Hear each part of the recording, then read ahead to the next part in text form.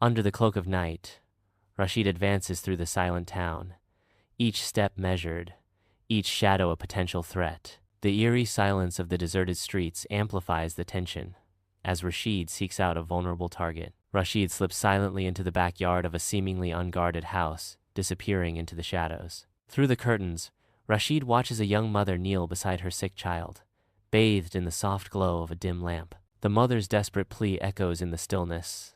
Ya Allah, I have no one but you. My husband died last year. My child is sick. Please protect us tonight. Overwhelmed by conflicting emotions, Rashid turns and flees into the darkness, his footsteps swallowed by the night. In the masjid, Rashid sits defeated, the weight of his uncertainty heavy on his shoulders. An old man's arrival brings a silent solace, a gentle reminder of faith's unwavering presence. Sometimes Allah doesn't stop you with punishment. He stops you with someone else's dua. Rashid's heart cracks open. A torrent of tears signals the start of his transformation.